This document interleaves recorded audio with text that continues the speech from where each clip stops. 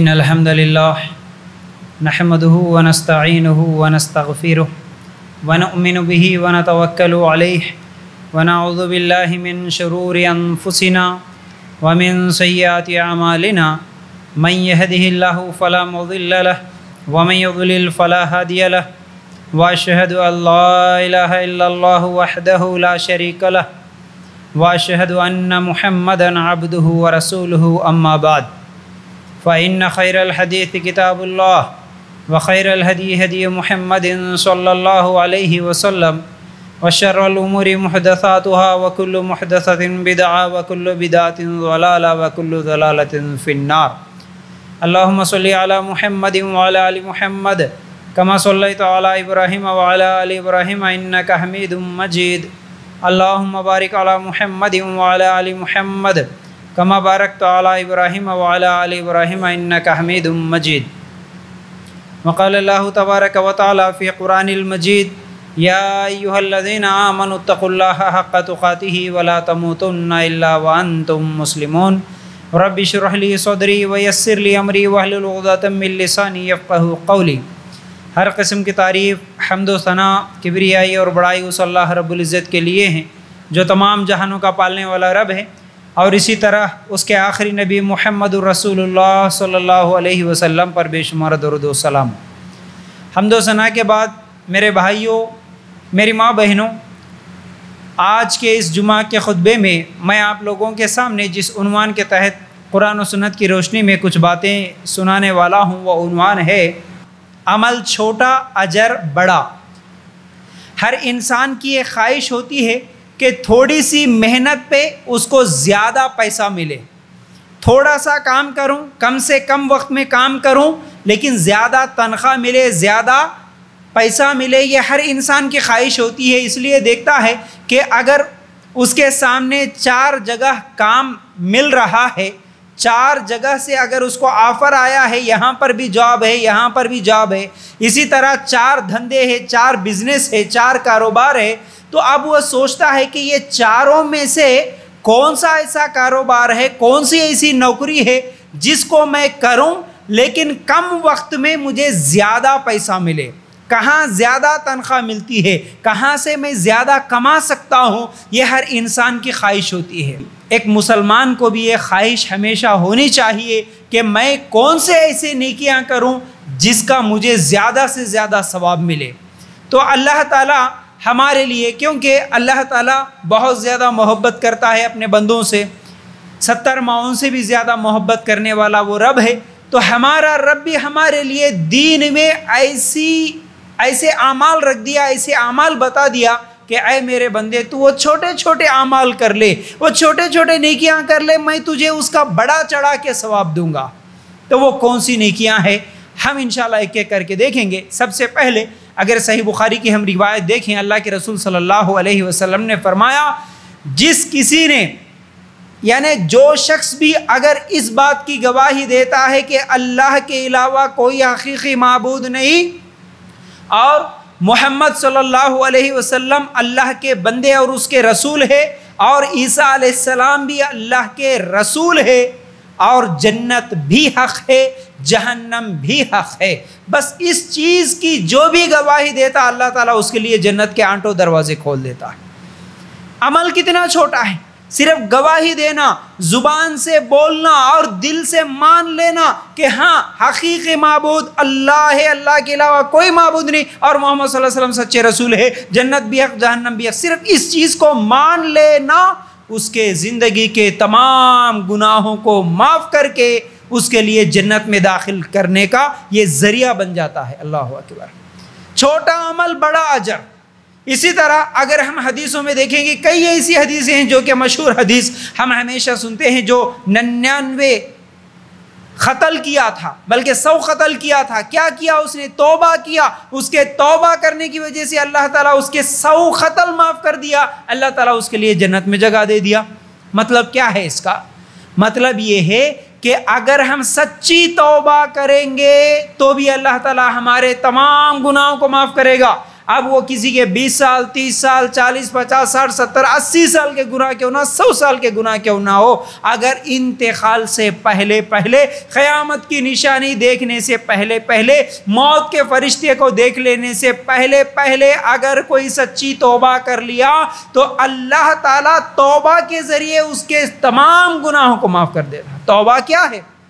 صرف دل میں ایک ارادہ ہی تو ہے، دل میں ایک خیال ہی تو ہے، کچھ بھی عمل نہیں کیا، نہ نماز پڑھا نہ روزہ پڑھا۔ وہ حدیث پوری اس لیے نہیں سنا رہا ہوں کیونکہ بہت سارے عمل میں آپ لوگوں کے سامنے رکھنا ہے، کیونکہ وہ حدیث ہم بار بار سنتے ہیں، جو 99 لوگوں کو قتل کیا تھا وہ صرف دل میں ارادہ ہی تو کرا تھا، اللہ ٹھیک ہے میں سدھر جاؤں گا، اللہ میں اب گناہوں کو چھوڑ دوں گا، دل میں صرف ارادہ کر لیا، توبہ کر لیا، اب اس کے بعد نہ وہ نماز پڑھا نہ روزہ رکھا نہ صدقہ کرا نہ خیرات کرا، کچھ بھی نیکی نہیں ہے اس کے اعمال میں، لیکن صرف توبہ ایک ایسا عمل ہے جس کی وجہ سے اللہ تعالیٰ اس کے پورے گناہوں کو معاف کر دیا۔ تو کیا معلوم ہوا؟ چھوٹا عمل بہت بڑا اجر۔ تو پہلا چھوٹا عمل کیا تھا کہ کلمہ شہادت کی گواہی دینا، جس کی وجہ سے اللہ تعالیٰ جنت کے 8 دروازے کھول دے گا۔ دوسرا توبہ کر لینا، توبہ کرنے سے بھی اللہ تعالیٰ اس کی زندگی کے تمام گناہوں کو معاف کر کے اس کے لیے جنت الفردوس میں جگہ دے گا۔ اچھا، اب اس کے بعد ایک اور عمل دیکھیں گے جو صحیح مسلم کی روایت ہے، اللہ کے رسول صلی اللہ علیہ وسلم نے فرمایا، جو شخص اچھا وضو کرے، بنا سنوار کر اچھی طرح وضو کرے، پھر اس کے بعد دل اور منہ سے متوجہ ہو کر 2 رکعت نفل ادا کرے، اس کے لیے اللہ تعالیٰ جنت واجب کر دیتا ہے۔ اللہ اکبر، کتنا چھوٹا عمل ہے، صرف اچھی طرح وضو کریں اور اخلاص کے ساتھ 2 رکعت نفل پڑھیں۔ ہر وضو کے بعد اگر ہم صرف 2 رکعت نفل پڑھیں گے، تحیۃ الوضو، دیکھیے نمازیں ہیں، نفل نمازیں ہیں جن کو ہمیں سیکھنا ضروری ہے۔ آج ہمارے لیے فرض نماز پڑھنا بوجھ ہو گیا تو ہم نفل نمازیں کہاں سیکھ رہے بھائی؟ اس لیے ہم کہتے ہیں نا تحیۃ الوضو اور تحیۃ المسجد، یعنی مسجد میں داخل ہوئے تو سب سے پہلے 2 رکعت پڑھو، اس کے بعد بیٹھو، اور جب کبھی بھی وضو کرے وضو بناتے ہی 2 رکعت نفل پڑھو، اس کے بعد مسجد میں بیٹھو۔ تو یہ صرف وضو بنانے کے بعد 2 رکعت نفل پڑھنا جنت واجب کر دیتا ہے، چھوٹا عمل ہے۔ اسی لیے اللہ کے رسول صلی اللہ علیہ وسلم جب معراج کو گئے تھے، یعنی اللہ تعالیٰ نے بلایا 7 آسمانوں کے اوپر، جنت اور جہنم دکھایا اللہ تعالیٰ، اس وقت اللہ کے رسول صلی اللہ علیہ وسلم جب واپس آئے تو آنے کے بعد کیا کہا؟ بلال رضی اللہ تعالیٰ عنہ کو بلائے اور کہنے لگے، اے بلال وہ کون سا عمل ہے، تم وہ کون سی نیکی کرتے ہو، کون سا عمل تمہارا ایسا ہے جس کی وجہ سے میں تمہارے قدموں کی آواز جنت میں بھی سن رہا تھا؟ یعنی اللہ کے رسول صلی اللہ علیہ وسلم جنت میں جا رہے ہیں، جنت دیکھ رہے ہیں جبرائیل علیہ السلام کے ساتھ، لیکن اس جنت میں بھی بلال رضی اللہ تعالیٰ عنہ کے چلنے کی آواز، پیروں کی آواز نظر آ رہی تھی۔ اللہ کے رسول سوال کرتے ہیں، بلال وہ کون سا عمل کرتا ہے تو جس کی وجہ سے تیرے قدموں کی آواز میں سن رہا تھا جنت میں؟ بلال رضی اللہ تعالیٰ عنہ کہنے لگے، اللہ کے رسول صلی اللہ علیہ وسلم کوئی خاص عمل تو نہیں ہے، جیسے عام طور پر لوگ کرتے ہیں ویسے ہی عمل کرتا ہوں، لیکن ایک عمل کے تعلق سے مجھے امید ہے شاید وہ عمل ہوگا۔ وہ عمل کیا ہے کہ میں جب بھی وضو بناتا ہوں اے اللہ کے رسول، میرے طاقت کے مطابق میں نفل نمازیں پڑھتا ہوں۔ جب بھی وضو بناتا، کبھی 2 رکعت، کبھی 4 رکعت، کبھی 6 رکعت، میری طاقت جتنی ہے اتنی میں نفل نمازیں پڑھتے رہتا ہوں۔ یہ نفل نمازیں جنت میں جانے کا ذریعہ ہے میرے بھائیوں۔ اس لیے وضو بنانے کے بعد میرے بھائیوں اور میری ماں بہنوں، وضو بنانے کے بعد 2 رکعت نفل پڑھیں۔ 2 رکعت جنت میں لے جانے کے لیے کافی ہے، اللہ کے لیے غور کرنا۔ اور مسجد میں آپ جب کبھی بھی آئے اس مسئلے کو بھی یاد رکھو، بغیر نفل 2 پڑھے کہ آپ مسجد میں نہ بیٹھے، چاہے جمعہ کا خطبہ چل رہا ہو یا پھر کچھ اور چیز۔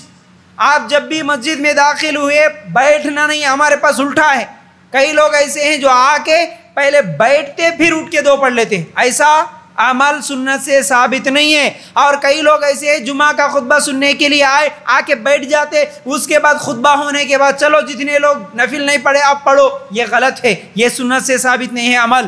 ہمارے نبی صلی اللہ علیہ وسلم اور صحابہ کا طریقہ یہ تھا، جب بھی مسجد میں آتے 2 رکعت پڑھتے اس کے بعد بیٹھتے۔ تو یہ تحیۃ المسجد یا پھر تحیۃ الوضو اگر آپ پڑھیں گے، یہ پڑھنا ضروری ہے، اور پڑھیں گے تو اس کا ثواب یہ ہے کہ اس کے لیے اللہ تعالیٰ جنت واجب کر دیتا ہے۔ تو بہرحال ایسے ہی چھوٹے چھوٹے نیکیاں اور کون سی ہے جس کی وجہ سے ہمیں بہت بڑا اجر ملتا ہے کہ کر کے دیکھیں گے، ٹھیک ہے۔ اب دوسرا عمل، اللہ کے رسول صلی اللہ علیہ وسلم نے فرمایا جو شخص وضو کرے، پھر وضو کرنے کے بعد یعنی وضو پورا کرنے کے بعد اشہد ان لا الہ الا اللہ وحدہ لا شریک لہ واشہد ان محمدًا عبدہ ورسولہ، یہ دعا پڑھے، یعنی وضو کرنے کے بعد جو شخص یہ دعا پڑھتا ہے تو اللہ تعالیٰ اس کے لیے جنت الفردوس میں جنت کے 8 دروازے کھول دیتا ہے۔ صحیح مسلم کی روایت ہے۔ کیا عمل ہے؟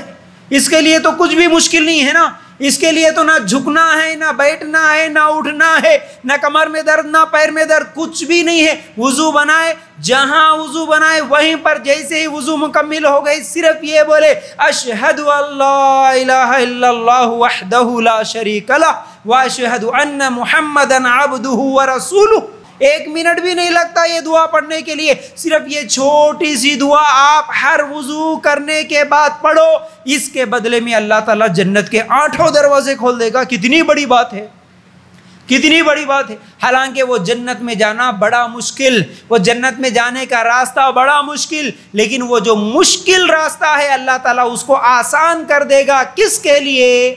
جو شخص وضو بنانے کے بعد صرف یہ چھوٹی سی دعا پڑھتا ہے۔ تو اس لیے میرے بھائیوں ہر وضو کرنے کے بعد یہ دعا پڑھنا لازم کر لے۔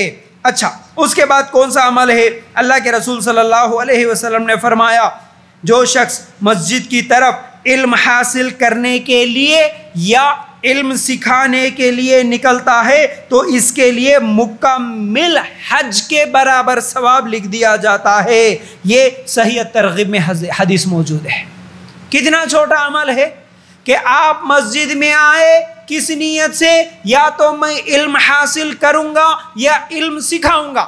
جو سکھانے والے ہیں وہ سکھانے کی نیت سے مسجد میں آئے، اور سیکھنے والے ہیں جو مسجد میں علم سیکھنے کی نیت سے آئے۔ صرف اس نیت سے مسجد میں آئیں گے تو اس کے بدلے میں اللہ تعالیٰ مکمل حج کے برابر ثواب لکھ رہا۔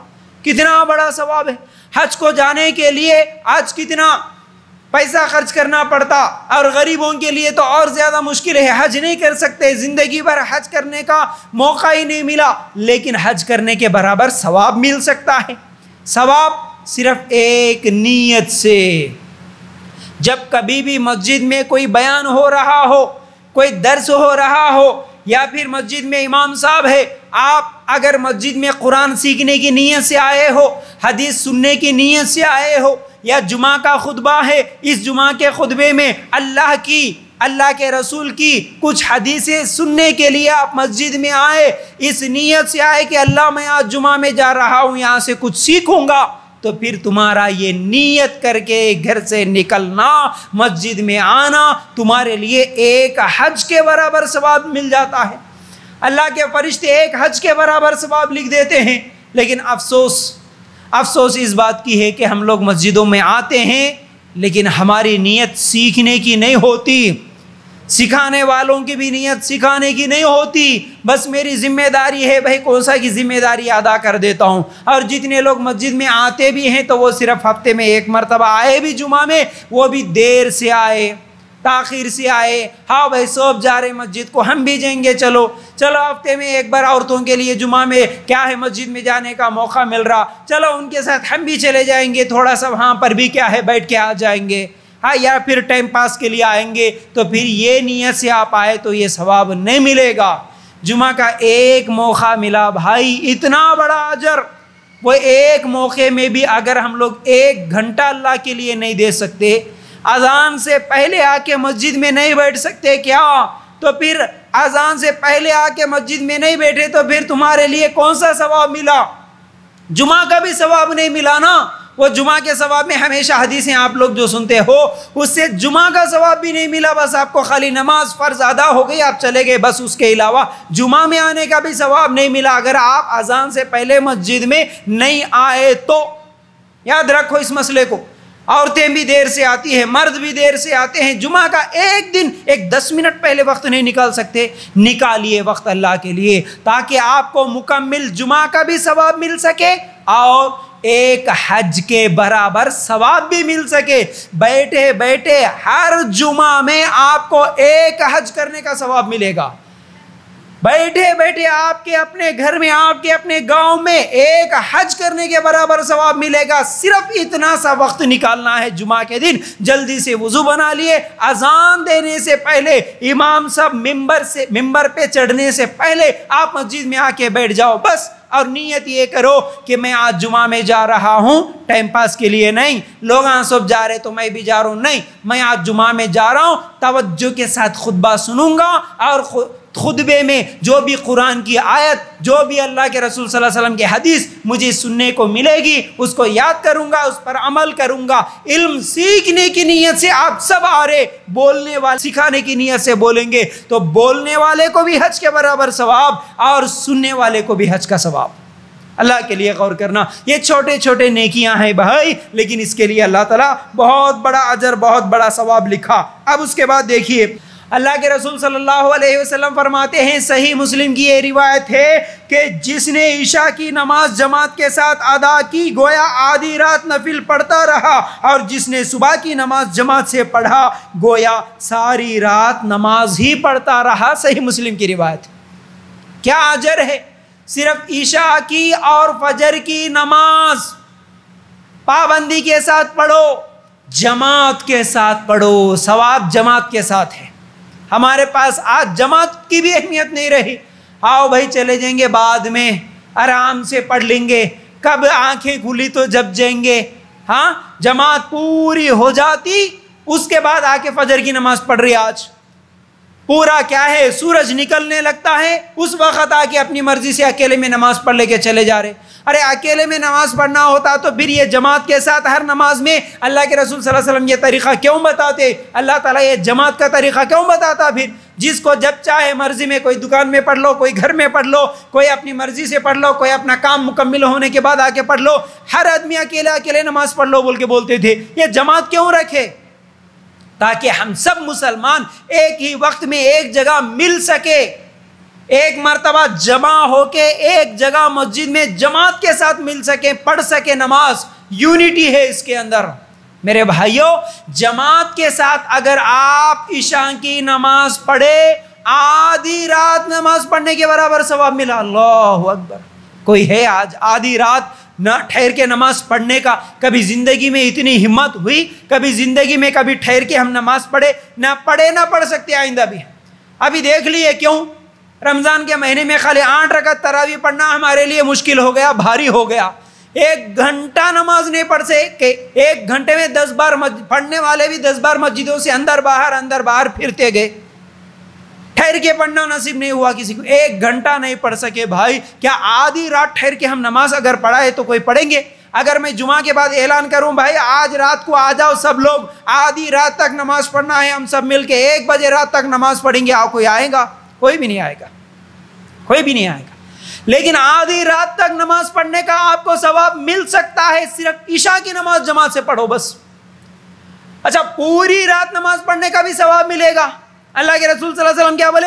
عشاء کی نماز جماعت کے ساتھ پڑھو، پھر اس کے بعد فجر کی نماز بھی جماعت کے ساتھ پڑھو، پوری رات نماز پڑھنے کا ثواب۔ اللہ اکبر۔ چھوٹا عمل بڑا اجر، چھوٹا عمل بڑا ثواب۔ عشاء کی 4 رکعت فرض پڑھ لیے، فجر کی 2 رکعت فرض پڑھ لیے، اس کے ساتھ عشاء کی 2 سنت، فجر کی 2 سنت، صرف اتنی نمازیں پڑھ لیے بھائی، پوری رات ٹھہر کے نماز پڑھنے کا ثواب۔ اب اس آدمی کی خوش نصیبی کا کیا کہنا جو روزانہ عشاء کی نماز بھی پڑھتا ہے جماعت کے ساتھ، روزانہ فجر کی نماز بھی پڑھتا ہے جماعت کے ساتھ۔ اللہ اکبر۔ جب اللہ تعالیٰ کے پاس پہنچے گا اس کی نام اعمال میں کیا لکھ دیا گیا؟ یہ آدمی پوری رات نماز پڑھا، پوری رات نماز پڑھنے کے برابر ثواب مل گیا اس کو۔ عورتیں بھی اپنے گھروں میں عشاء کی نماز بھی پڑھیں گی پابندی کے ساتھ، فجر کی نماز بھی پڑھیں گی تو ان کے لیے بھی انشاءاللہ یہ ثواب ملے گا، پوری رات ٹھہر کے اللہ کے سامنے ہم نماز پڑھنے کے برابر ثواب۔ تو چھوٹا عمل بڑا ثواب۔ اچھا، اس کے بعد دیکھیے، اگر ہم لوگ حدیثیں دیکھیں گے، اللہ کے رسول صلی اللہ علیہ وسلم نے فرمایا جو شخص حلال کمائی سے ایک کھجور کے برابر صدقہ کرے، اللہ تعالیٰ اسے اپنے داہنے ہاتھ میں لیتا ہے، پھر اس میں زیادتی کرتا ہے۔ جیسے بالکل اسی طرح اگر کوئی اپنے جانور کے بچے کو کھلا پلا کر بڑا کرتا ہے، اس کا صدقہ پہاڑ کے برابر ہو جاتا ہے۔ صحیح بخاری کی روایت۔ چھوٹا عمل، کون سا چھوٹا عمل؟ بھائیوں میری طرف دیکھو آپ لوگ توجہ کے ساتھ۔ آپ جمعہ میں آئے، جمعہ میں امام صاحب کے طرف اگر آپ جو بھی خطبہ دے رہے اس کی طرف دیکھیں گے تو بات سمجھ میں آئے گی، ورنہ یہ نیچے منڈیاں ڈالنے والے، یہ ٹیک کے بیٹھنے والے، یہ فین کی ہوا دیکھ کے بیٹھنے والے، کچھ بھی اثر نہیں ہوتا، کچھ بھی اثر نہیں ہوتا، کچھ بھی فائدہ نہیں ہوتا اسے جمعہ میں آنے کا۔ اس لیے ہزاروں خطبے سنتے لیکن ہمارے زندگیوں میں تبدیلی نہیں آ رہی۔ توجہ کے ساتھ سنو، توجہ کے ساتھ غور سے سنو، ورنہ ایسے ہزاروں جمعہ کے خطبے آج جتنے بھی لوگوں کو ہم دیکھتے ہیں، الحمدللہ میرے بھائیوں، ہم میں اور دوسرے لوگوں میں فرق ہے۔ وہ فرق ہمارے عمل سے ظاہر کرنا۔ بھائی ہم بھی جب قرآن و سنت کو نہیں مانے تھے، قرآن و سنت کا علم ہمارے پاس نہیں تھا، ہم بھی انہی لوگوں میں شامل تھے جو جمعہ کے خطبے کے لیے صرف نماز سے 5 منٹ پہلے مسجد میں آتے، نماز ہونے سے 10 منٹ پہلے مسجد میں آتے، اور کچھ لوگ پہلے آتے بھی ہے تو پلر کہاں ہے، فیان کہاں ہے، کولر کیا ہے دیکھ لیتے، پھر آ کے آرام سے نیند مارتے۔ پھر اس کے بعد برابر جماعت کا ٹائم ہوا، اقامت بول رہے بولے تو بعد والا تھوڑا سا جھٹکا دیے تو ہوش میں آتے۔ اس کے بعد نماز ہونے کے بعد آ کے پوچھتے، مول صاحب نیند لگ گئی تھی، میری نماز ہوئی کہ نہیں؟ نیند لگ گئی تھی، میری وضو ٹوٹا کہ نہیں؟ تو وضو ہے کی بول کے سوال کرتے بعد میں۔ میرے بھائیوں جمعہ میں آئے سونے کے لیے نہیں، کچھ اور باتیں سوچنے کے لیے نہیں، بچوں کے ساتھ کھیلنے کے لیے نہیں، جمعہ میں آئے تو قرآن و سنت کی باتیں توجہ کے ساتھ سننے کے لیے۔ ہر 8 دن میں ایک مرتبہ ایمان تازہ ہو جائے ہمارا، اللہ اور اس کی رسول کی باتیں سننے کے بعد کچھ اللہ کا ڈر پیدا ہو جائے، کچھ ہمارے ایمان میں تازگی پیدا ہو جائے، اس لیے ہم آتے جمعہ میں۔ تو اس لیے غور سے سنو، توجہ کے ساتھ سنو۔ یہاں پر حدیث کیا ہے؟ اللہ کے رسول صلی اللہ علیہ وسلم نے کیا فرمایا؟ اگر کوئی اپنی حلال کمائی سے، شرط یہ ہے کہ حلال کمائی، حرام کمائی کماتے ہوئے تم مسجدیں بھی بنا لو، اللہ اس کا ثواب نہیں دے گا۔ سود لے کے، بیاج لے کے، چھٹیاں، فائنانساں، یہ سب چیزاں کر کے تم ہزاروں روپے بھی اللہ کے راستے میں خرچ کرو، تمہیں اس کا ثواب نہیں ملے گا۔ اللہ کے رسول صلی اللہ علیہ وسلم نے فرمایا اگر تم حلال کمائی سے کھجور کے برابر بھی صدقہ کرے تو اللہ تعالیٰ اس کو اپنے داہنے ہاتھ میں لیتا اور اس کو بڑھاتا۔ حدیث میں مثال کیا ہے؟ اگر کوئی ایک بچے کو، جانور کے بچے کو خریدا تو کیا کرتا؟ مطلب ایک بکری کے بچے کو کوئی خریدا، ایک گائے کے بچے کو کیا کوئی خریدا، اس کو پھر پالتا، اب وہ بڑا ہوگا تو پھر اس کے بچے ہوتے، پھر اس کے بعد اس کے بچے ہوتے، بہت زیادہ ہو جاتے۔ اسی طرح اللہ تعالیٰ بھی ایک کھجور اگر کوئی دیا، اگر کسی کو کھجور کا کھیت لگانا ہے، ایک لگایا، 1 سے 2 ہوئے، 2 سے 4 ہوئے، 4 سے 10 ہوتے، اسی طرح اللہ تعالیٰ بھی اس ایک کھجور کے ذریعے سے ایک پہاڑ بنا دیتا، کھجور کا باغ بنا دیتا۔ کل قیامت کے دن اللہ تعالیٰ کے سامنے جب بندہ حاضر ہوتا، اس کے نام اعمال میں کھجور کے باغ کے برابر ثواب۔ اللہ اتنا تو میرے پاس زندگی میں کبھی نہیں تھا، کھجور کا باغ میرے پاس ہی نہیں تھا، میں کب دیا تیرے راستے میں، کب خرچہ کرا؟ اللہ تعالیٰ بولیں گا اے میرے بندے فلاں وقت تو کھجور کے برابر ثواب، ایک کھجور دیا تھا نا، کسی غریب کو دیا تھا، کھجور کے برابر خیرات کرا تھا، اس کو میں پالتا گیا تو پھر آج وہ پہاڑ کے برابر ہو گیا۔ تو میرے بھائیوں چھوٹا عمل بڑا ثواب۔ اب اس کا یہ مطلب نہیں لینا کھجور کے اللہ کے راستے میں اگر ایک کھجور دیے تو اللہ پہاڑ کے برابر دے تم بول رہا نا، اب اس لیے میں جب بھی دیتا ہوں خالی کھجور کے برابر دیتا ہوں، جب بھی دیتا ہوں خالی ایک کھجور خیرات کرتا ہوں، یہ نہیں ہے اس کا مطلب۔ ایک کھجور کے برابر دیے تو پہاڑ کے برابر ہوا، وہی اگر تم 10 کھجور کے برابر دیے تو 10 پہاڑ کے برابر ہوتا، وہی تم اگر 1000 کھجور کے برابر دیے تو 1000 پہاڑوں کے برابر، یعنی تم جتنا دو گے اتنا اللہ تعالیٰ بڑھاتا۔ میرے بھائیو یہ ہے اس کا مطلب، 1 روپیہ دیے تو ٹھیک ہے، 10 روپے 100 روپے کے برابر اللہ ثواب دیتا، لیکن 10 روپے دیے تو 1000 کے برابر ثواب ملتا نا، 1000 دیے تو پھر لاکھوں کے برابر بھی اللہ تعالیٰ ثواب دیتا۔ اس لیے اللہ کی راہ میں ہم جو بھی خرچ کریں گے اللہ اس کو بڑا چڑھا کے اس کا ثواب دیتا۔ یہ اللہ تعالیٰ کی محبت ہے۔ تو بہرحال غور سے سنیے، اب اس کے بعد کیا ہے، ایک اور حدیث سنیں جس میں اللہ کے رسول صلی اللہ علیہ وسلم نے فرمایا، صحیح بخاری کی روایت ہے، کوئی یعنی جو شخص بیوہ اور مسکین کے لیے کام آنے والا، یعنی بیوہ عورتوں اور مسکین لوگوں کی مدد کرنے والا ایسا ہے جیسے وہ اللہ کے راستے میں جہاد کرنے والا یا پھر رات بھر عبادت اور دن کو روزہ رکھنے والا۔ اللہ اکبر، کتنا ثواب بھائی، رات تمام ٹھہر کے نماز پڑھنا اور دن بھر روزہ رکھنا، ہمیشہ دن میں روزہ رکھا، ہمیشہ رات تمام ٹھہر کے نماز پڑھا، اتنا برابر ثواب اللہ تعالیٰ دے گا، یا پھر اللہ کی راستے میں جہاد کرنے کے برابر ثواب دے گا۔ کس کو؟ جو بیوہ اور مسکینوں کی مدد کرنے والا، کام آنے والا۔ کتنی عورتوں کو ہم دیکھتے ہیں جن کے شوہر کا انتقال ہو گیا، ہمارے معاشرے، ہمارے سوسائٹی کے سب سے کمزور لوگ وہ بیوہ عورتیں ہیں۔ کسی کے شوہر کا انتقال ہو گیا، اس کا مطلب اس کا گھر کا سہارا، سب سے بڑا جو سہارا ہے وہی ختم ہو گیا، پھر وہی ٹوٹ گیا۔ اب وہ بیوہ عورتیں اپنے چھوٹے چھوٹے بچوں کو پالنے کے لیے کتنی مشکل اٹھاتی ہے، کتنی پریشانی اٹھاتی ہے، کہاں کہاں محنت کرتی، کہاں کہاں کام کرتی ہے۔ تو ایسے بیوہ عورتوں کو وہ مانگتی نہیں، بیچاری کئی ایسی عورتیں ہوتی ہیں جو اپنی عزت بچانے کے لیے، اپنی عزت کے خاطر مانگتی نہیں، وہ بھیک نہیں مانگتی، بیچاری محنت کرتی ہیں، بھوکی سوتی ہیں، تکلیف اٹھاتی ہے، پرانے کپڑے پہن لیتی ہیں عیدوں میں بھی۔ لیکن ایسی عورتیں جو مانگتی نہیں، لیکن اگر کوئی مسلمان جس کو اللہ تعالیٰ دیا وہ اس کو بتائے، اس کو یعنی کسی کو دکھائے بغیر اگر ہر مہینہ اس بیوہ کے لیے، اس مسکین یتیم بچوں کے لیے اگر راشن کا انتظام کر لے، ہر مہینہ اپنی طرف سے بھائی میں 500 روپے دوں گا، میں 1000 روپے دوں گا، میں جو ہے نا جب بھی میرے بچوں کو کپڑے خریدوں گا تیرے بچوں کے لیے بھی ایک نیا ڈریس خرید کے دوں گا، اس طرح جذبہ رکھ کے اگر ہر مہینہ کچھ نہ کچھ اس کا اگر ہیلپ کر دے، ہر مہینہ ہر ایک کی ذمہ داریاں ہیں، ضرورتیں ہیں، اس کے ساتھ ساتھ بھائی 500 روپے کیا بڑی بات ہے، تمہارے محلے کے، تمہارے رشتہ داروں کے، تمہارے پڑوسیوں کے کتنی ایسی بیوہ عورتیں نہیں ہوں گی بیچاری کی، اگر آپ مدد کر دو کتنا بڑا اجر۔ اللہ کے رسول صلی اللہ علیہ وسلم فرماتے ہیں اس کو جہاد کرنے کے برابر ثواب، رات تمام نماز پڑھنے اور دن میں روزہ رکھنے کے برابر ثواب مل رہا۔ لیکن آج ہماری حالت ایسی ہے، ہمارا پیسہ بینکوں میں سڑتا ہے، ہماری پراپرٹیاں بڑھتے جاتی ہے، ہمارے زمینیں، ہمارے عورتوں کے گلوں میں زیورات بڑھتے رہتے ہیں، لیکن بازو میں ایک بیوہ بیچاری مشکل حالات سے گزر رہی ہے، اس کا ہم مدد کرنے کے لیے تیار نہیں ہے۔ بیچاری وہ کبھی قرض بھی پوچھتی ہے تو بہانے بنا کے چھوڑ دیتے ہیں، ارے انہیں بیوہ ہے، اس کو قرضہ دیے تو انہیں کیسا دیتی میرے کو واپس، ارے انہیں پوچھنے سے پہلے دے دو بھائی۔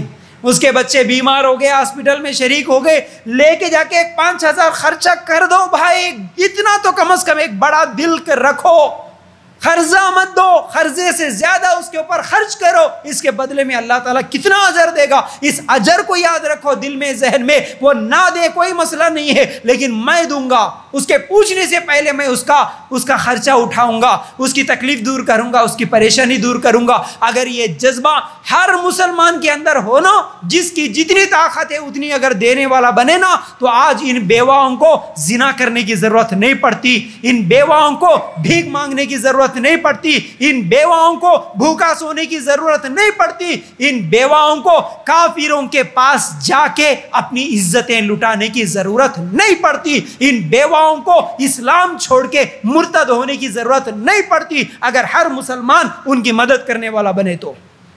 یہ جذبہ ہمارے پاس نہیں ہے، اسی لیے پھر آج کوئی عورت اگر بیوہ عورت غلط کام کر رہی تو پھر وہ نیوز میں آ جا رہی، تو پھر اسلام کے بدنامی کا سبب بن رہی۔ اس کی ذمہ داری ہماری بھی ہے میرے بھائیو، یاد رکھو۔ تو بہرحال حدیثیں بہت ساری ہیں، بات کو آگے بڑھاتے ہیں۔ اللہ کے رسول صلی اللہ علیہ وسلم نے فرمایا ایک مرتبہ کیا میں تمہیں ایسی بات نہ بتاؤں جو درجے میں نماز، روزہ، صدقہ سے بھی افضل ہے؟ اللہ کے رسول کیا بولے؟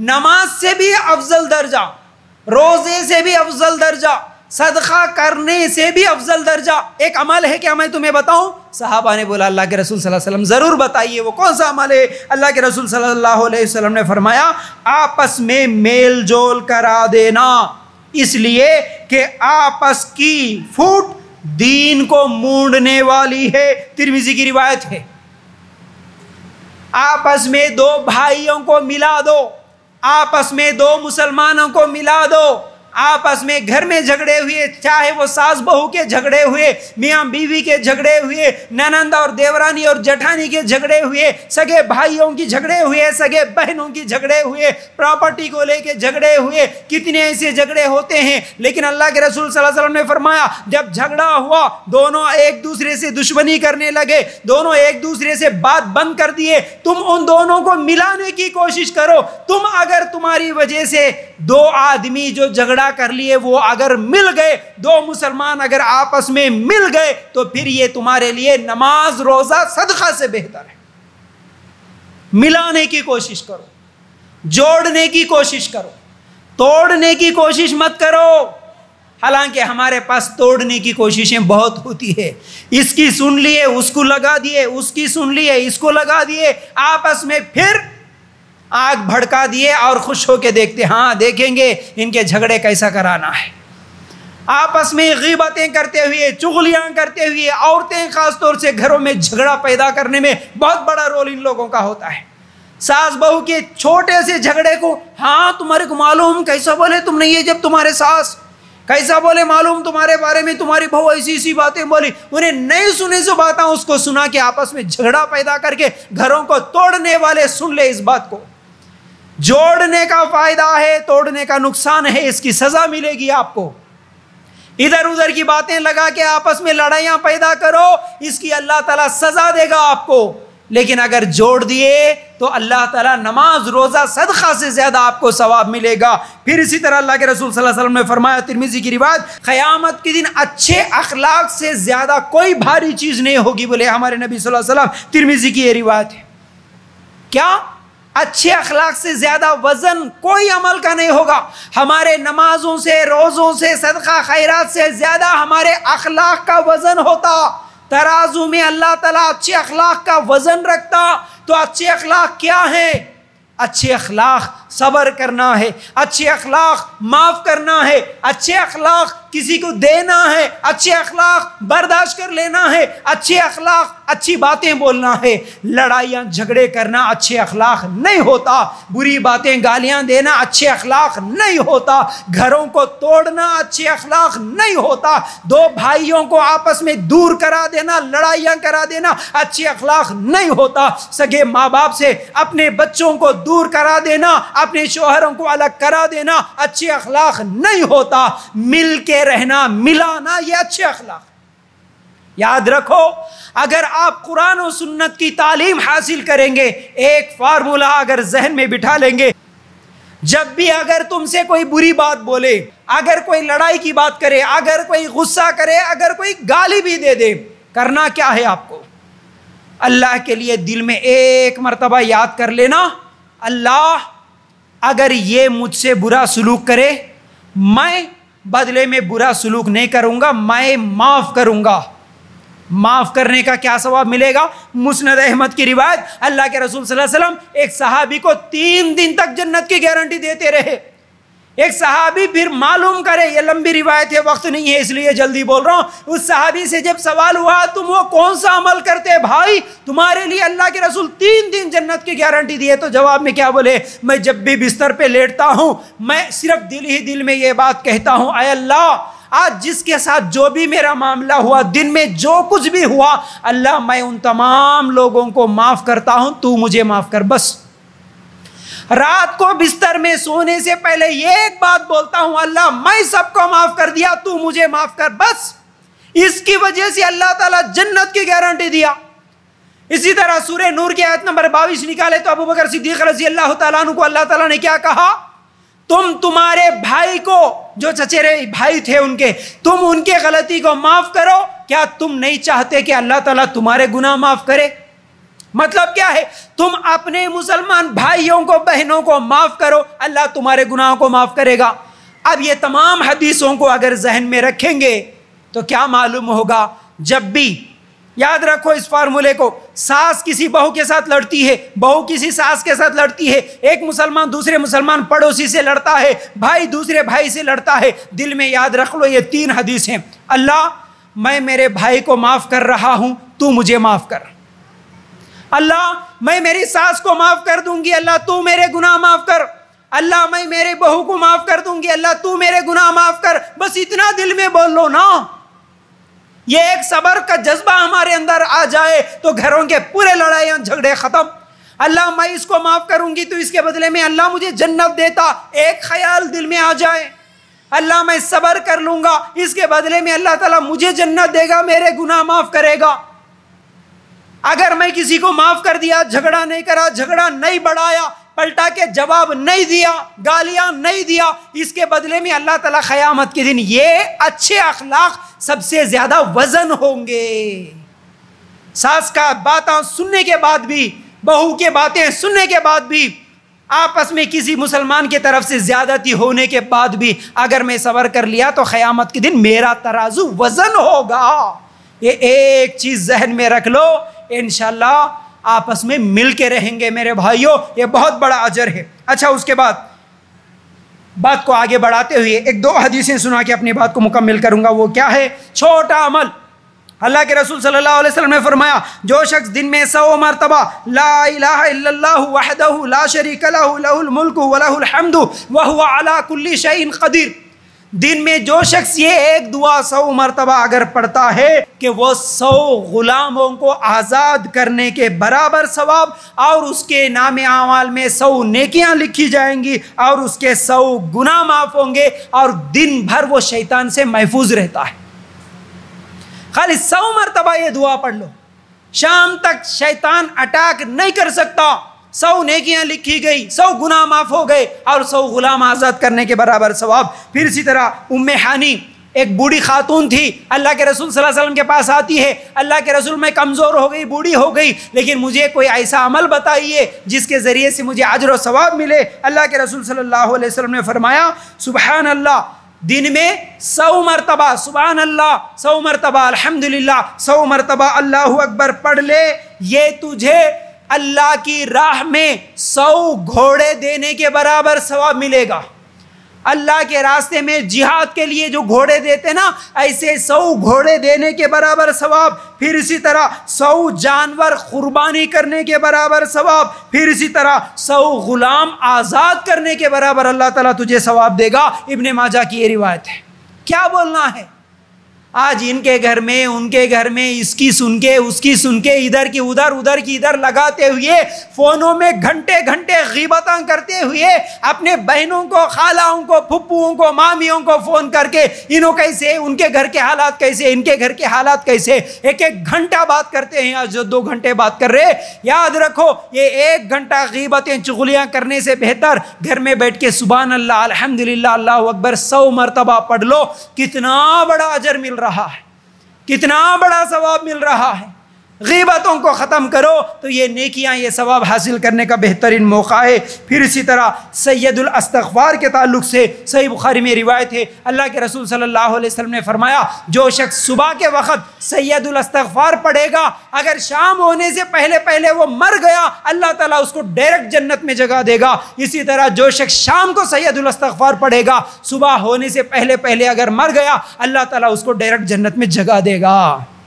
میرے بھائیوں، یہ چھوٹے چھوٹے اعمال جس کی وجہ سے بڑے بڑے نیکیاں ہم کما سکتے ہیں، حاصل کر سکتے ہیں۔ امید کرتا ہوں باتیں سمجھ میں آ گئی ہوں گی۔ اللہ تعالیٰ سے دعا ہے، اللہ ہمیں کہنے سننے سے زیادہ عمل کرنے کی توفیق عطا فرما۔